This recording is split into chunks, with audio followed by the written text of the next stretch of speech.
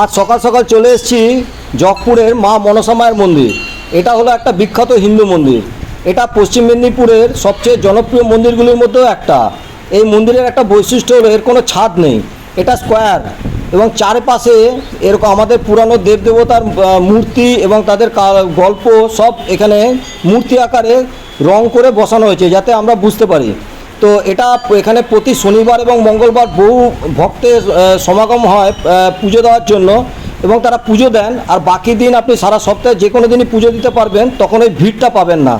আর এই মন্দিরের আরেকটি বৈশিষ্ট্য হলো এখানে কোনো ব্রাহ্মণ নেই, মানে পুরোহিত নেই। আপনি নিজেই পুজো করবেন, নিজেই প্রসাদ নেবেন। আর এখানে আপনি নানান রকম মানত করতে পারেন, যার মানত করার ইচ্ছা থাকবে সে করতে পারেন। এর উল্টো দিকে একটা অফিস আছে, পেছনে দেখুন। তো চারদিকেই চারটি গেট এরকম করা হয়েছে। গেটের দুধারে দুটো বাঘের মূর্তি বসানো আছে। আমি আপনাদের ঘুরে ঘুরে দেখাচ্ছি। এটা এখানে যে কোনো দিন আপনি পুজো দিতে পারেন। আর দূরে রেল লাইন আছে একটা, সেই এখানে 10 মিনিট ছাড়া ছাড়া গাড়ি যায় জগপুর স্টেশন থেকে একদম সামনে। আর NH6 ধরেও আপনি আসতে পারেন 4 চাকা নিয়ে। তো এটা দুদিক থেকেই সুবিধা। আর এটার বিশেষ পুজো হয় বাংলার চৈত্র মাসের তৃতীয় মঙ্গলবার। এখানে বিশেষ একটা পুজো হয়। এটা একটা তীর্থক্ষেত্র, তখনই আপনি ব্রাহ্মণ পাবেন, বাকি প্রত্যেক দিনই আপনি ব্রাহ্মণ ছাড়া নিজেই পুজো দেবেন। আর এই দেখুন এটা অফিসটা, এখানে আপনি নানান রকম মানত করলে এখান থেকে আপনি টিকিট সঞ্চয় করতে পারেন। আপনার এখানে হুইল চেয়ারের ব্যবস্থা আছে। আর আপনি এখানে কোনো কিছু প্রণামী বা কোনো অনুদান দিতে হলে এখানে কথা বলতে হবে অফিসের সঙ্গে। আর এখানে ভক্তরা বিশ্বাস করেন যে মা মনসা এখানে সক্রিয়ভাবে থাকেন এবং তার অনুসারীদের মানে তার ভক্তদের ইচ্ছাও পূরণ করেন। তো স্থানীয় লোকজনের মতে যদি কেউ মন থেকে মা মনসার প্রার্থনা করেন তাহলে তার স্বপ্ন এবং ইচ্ছা আমাদের মা মনসা দেবী পূরণ করেন। এর জন্য আপনি এখানে সকালবেলা যে কোনো দিন চলে আসতে পারেন। ওই দেখুন আরেকটি গাড়ি যাচ্ছে। আর বহু শতাব্দী আগে ঘন জঙ্গলে অবস্থিত ছিল এই মহিষা নামক গ্রামটি।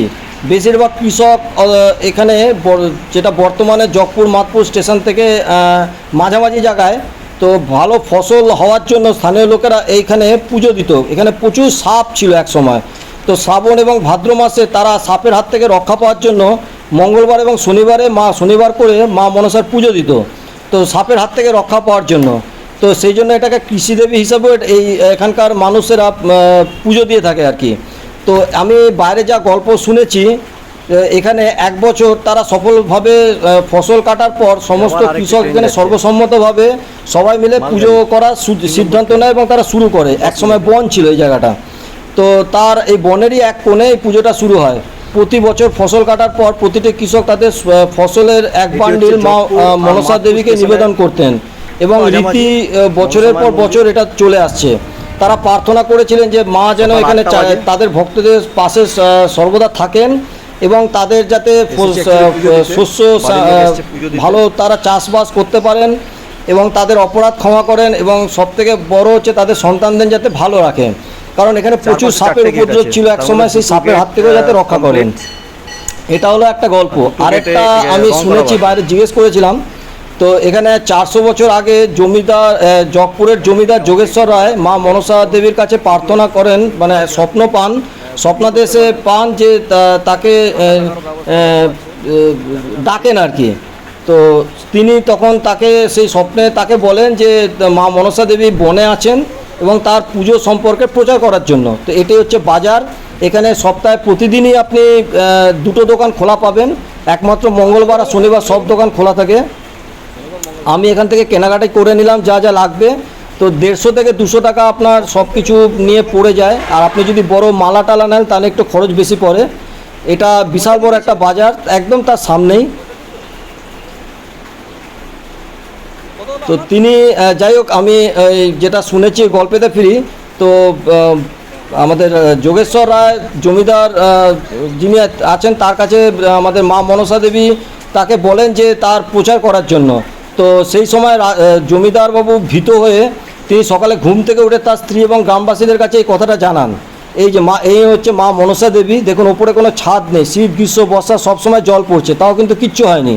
তো এটি খুব জাগ্রত এবং এর পাশে মাঝামাঝি দেখুন 2টো উইয়ের ঢিপি আছে, যেখানে আমাদের প্রচুর সাপ একসময় থাকতো আর কি। তো তো সেখানে সবাই দুধ কলা দিয়ে পুজো দেয় সকালবেলা, এবং এটাকে এখন বাঁধিয়ে দেওয়া হয়েছে পুরো জায়গাটা।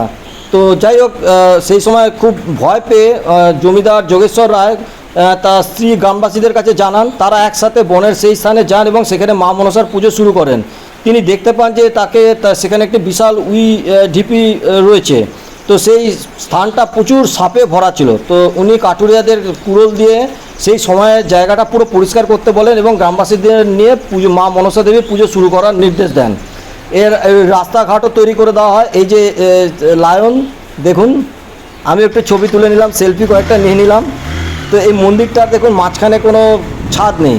তো যাই হোক, আমার পুজো দেওয়া হয়ে গেছে। তো এবার আমি বেরিয়ে যাচ্ছি, বাইক নিয়ে এসেছি, ফ্যামিলিও আছে সঙ্গে।